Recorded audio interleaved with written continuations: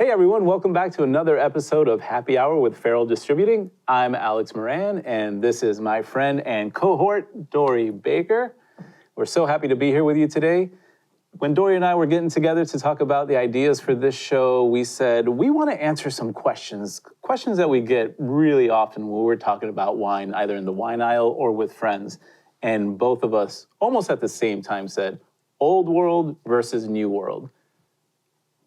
Yeah, it's a question that comes up a lot because, people that are interested and excited about wine, we just blurt it out. But what it really is kind of referring to is where the wine is made and their traditions. So when we think about old world, we're essentially thinking of everything from Europe. So think about the main wine producing countries in Europe: France, Italy, Spain. All of them have very long winemaking tradition. We can thank the Romans for that. Yeah, thank you, Romans. They loved wine. They took their wine culture and they spread vines with their empire. So places like Bordeaux and Burgundy and even Germany were originally planted by the Romans. So not only do they have long-standing established traditions, because of that, they end up having a little bit stricter rules, and they tend to put place before grape. I think that's the key point. Because when you look at European wine bottles, you're always going to see the place. You're not always going to necessarily see what grape it's made out of. And it's done for a specific reason. They want wines from these places to taste like the place. So that's a very common trait with old world wines. All right. Yeah, great explanation for sure. And then with the new world wines, what we're talking about pretty much is wines made outside of Europe. Basically anywhere else. Basically anywhere else besides Europe. And what you're traditionally finding there is these are wines that focus more on the grape than the place. With the new world, there's just, the world is your oyster. Let's do it any way we want. We know how they do it in France. We know how they do it in Italy. Let's take a little bit of that and let's bring some of that here, but then innovate and put our own little spice into it, if you will. So with the new world, less rules, because a lot less rules, depending on where you are, which leads to a lot more breathing room for innovation and for different styles and just for doing something funky and fun and new. That doesn't mean to say that in the old world, you only get very specific kinds of wines. Not at all. There's innovation and fun happening everywhere. But in the new world, there's a little bit more happening. And it's a little bit easier to accomplish. Most definitely. For sure. So today we're going to focus on comparing and contrasting a couple old world wines and new world wines. We picked two of our favorite grape varietals. We're going to focus on Sauvignon Blanc and Cabernet Sauvignon. Yeah. Very close relatives in the grape family. Yeah, and actually Sauvignon Blanc is the parent grape. And from there, you got your Cabernet Sauvignon, your Cabernet Franc, and probably a few others. Yeah. Want to start? Absolutely. Let's do it. Let's try them side by side. Let's do it. Okay. Thank you very much. You're welcome. Thank you. So we'll start with the old world first, just because it's been here a little bit longer.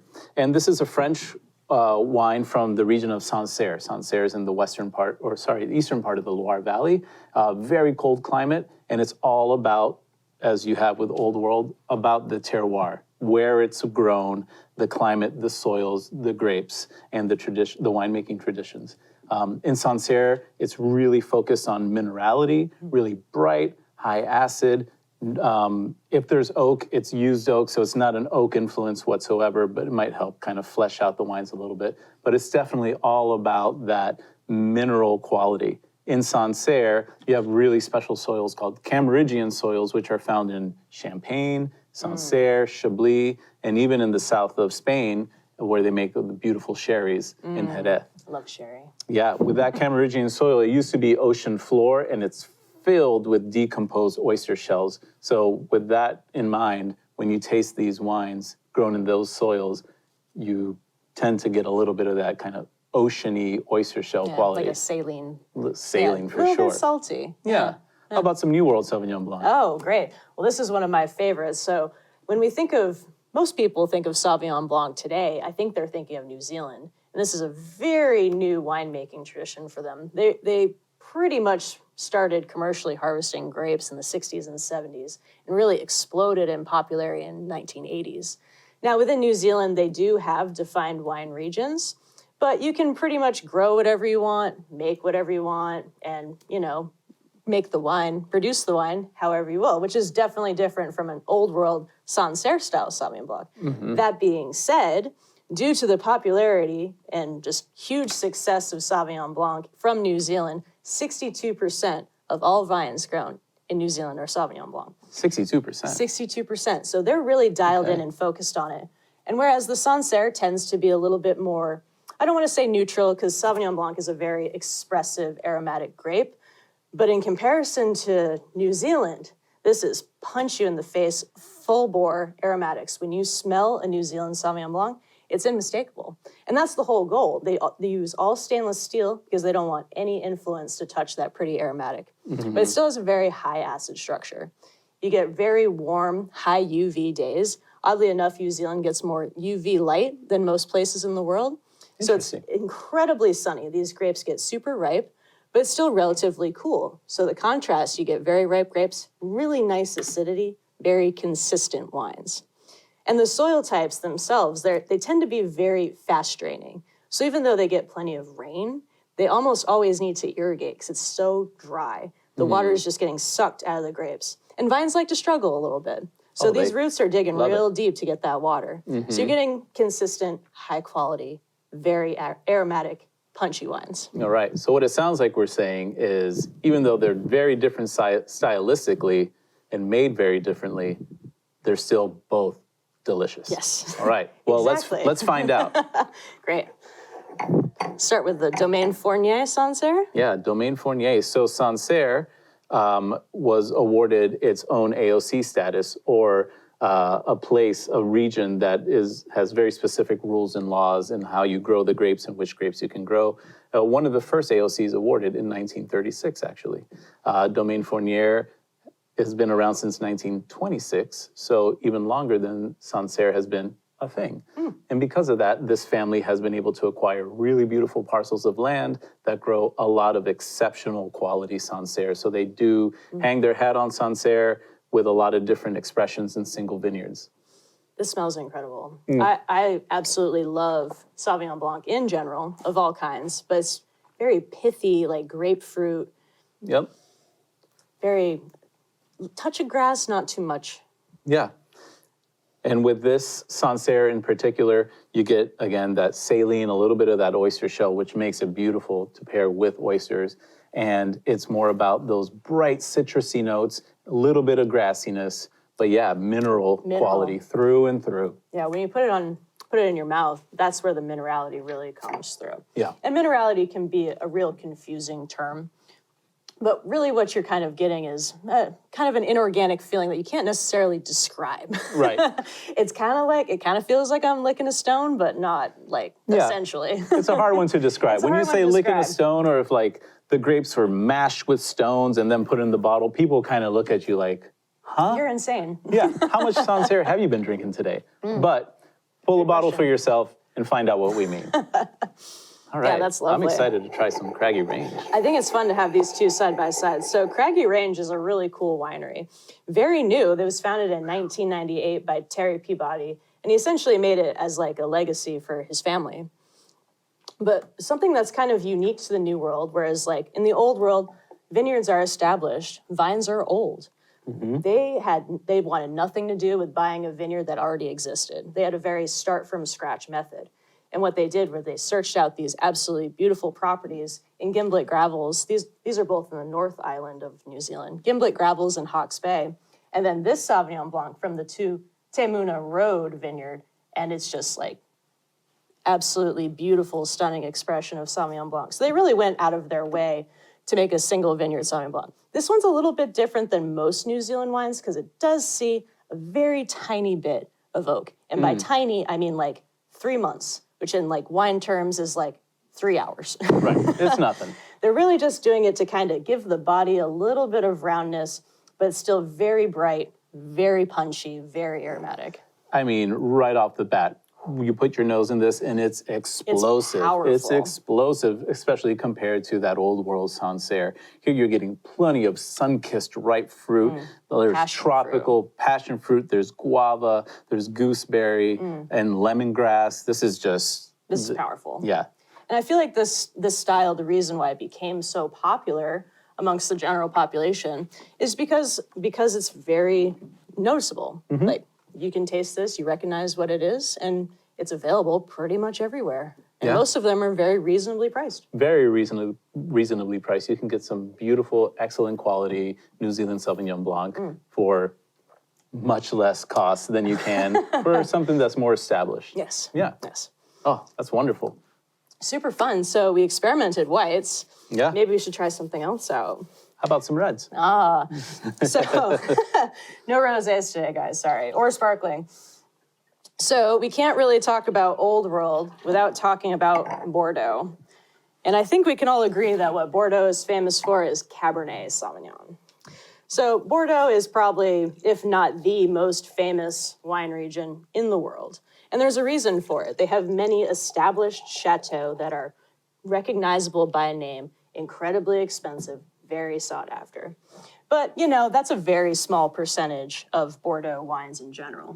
What's interesting about Bordeaux as a wine region is the Cabernet is almost always blended. And there's a reason for that. Because Bordeaux is close to the Atlantic Ocean, it has a very variable climate. So traditionally, Cabernet would have a hard time struggling to ripen. So in order to have a viable crop, they would blend it with Merlot, Cabernet Franc.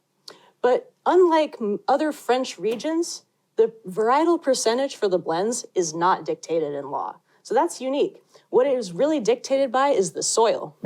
So you essentially you've probably heard the terms thrown around right bank, left bank. What you really need to remember about that is the right bank, because they have cooler clay soils, they'll be Merlot dominant based blends. The left bank, which where some of the most famous Bordeaux come from. As this Chateau Belgrave. Absolutely. Those are warm gravel soils, and that allows the Cabernet to fully ripen. And that's where Cabernet dominates over Merlot. Gotcha. So starting with the Chateau Belgrave, this is from Pauillac, which is one of the most famous communes within the Médoc of the left bank. So this one is 62% Cab, and the rest being predominantly Merlot. Small percentage of Cab Franc, just to give it a little bit of that earthy kind of green, round feeling. Bordeaux feel. Exactly. Gotcha. When you smell Bordeaux, you can tell. It's Well, let's see. Let's give it a smell. Oh yeah. Oh, yeah. This is very different from New World Cabs. I'm glad we're comparing these two. I'll do a little side-by-side sniff here. Oh yeah, wow. So one thing with Bordeaux that's similar to New World is it does see a lot of new oak. This one sees 40% new French oak, and it's aged for 12 months. That's a long time. But that being said, you kind of smell more of the oak on the New World wine. Yeah, I would say so.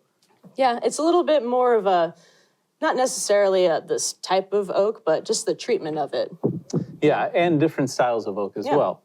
Well, instead of just talking about it, let's focus on it a little bit more. Sounds so good. going to the New World here, there's no, I would say, probably giving Bordeaux a run for its money as far as Cabernet growing regions in the world. Napa Valley is no slouch. No. Not at all. Napa Valley is known worldwide as one of the finest Cabernet Sauvignon growing regions in the whole world. It's also one of the most expensive. Yes. Upwards of $1 million an acre if you want to get into the game there. Highest real estate property values, I think, in the world. Yeah. Even higher than here. Imagine Crazy. So here we wanted to feature Frog's Leap, one of my favorite wineries. Why? Because I love their ethos. I love what they bring to the table and their philosophy. They make beautiful, beautiful California wines that aren't over the top. They're not heavy-handed. John Williams started it because he has a love for Bordeaux, and he wanted to use that ripeness that you can get in California so easily, but also show some nuance and some subtlety in there. This project is a passion project of his that took him quite a while to finally get the perfect plot of land in Rutherford, and this is his crowning glory, as he likes to call it. They are very sustainable, they're certified organic, and they're actually carbon neutral. Oh. Yeah, they produce all of their electricity through wind and solar, and they dry farm everything, which means that he lets his grapes, the vines grow so deep that he doesn't have to spend water to irrigate these And water vines. in California is hard to come by, so people working toward those practices is definitely the best way to go about it. And you Yeah. get better quality wine out of it as well. Oh, most definitely. So with all of that put together, it's still a beautiful, plush, luscious wine. That's about 93% Cabernet, and the rest is Cab Franc. And this is aged for 20 months in new French and a little bit of American oak. Great. Yeah. All right, let's try this one. Another interesting thing to consider when you're thinking about Bordeaux is because it's such an old wine region, a lot of New World, basically all New World regions grow Cabernet Sauvignon because the popularity of Bordeaux made Cabernet. So everyone wants to grow Cabernet. There's a lot of imitations, but it's nice to try this with the Napa Valley where they've really kind of found their own with the grape variety. Oh, most definitely.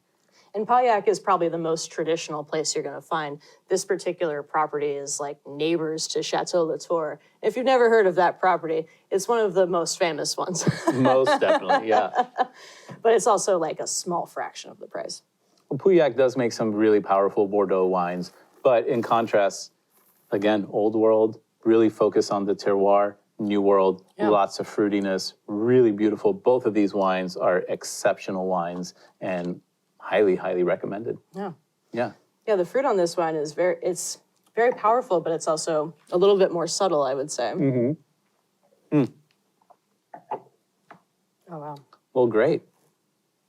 I'm really glad that we had a chance to talk about old world versus new world today, and hopefully you got a little bit out of it as well. And I think that will do it for us for this episode. Stay tuned for part 2. I don't think we can cover this topic in one episode. No, we just scratched the surface with that one. Definitely. Well, cheers, Dory. It's always a cheers to pleasure. you. Thank you so much, and we'll see you next time. If you need to find our content and everything that we talked about, you can go to newenglandcooks.com and find everything you need right there. Cheers. Cheers. Thank you.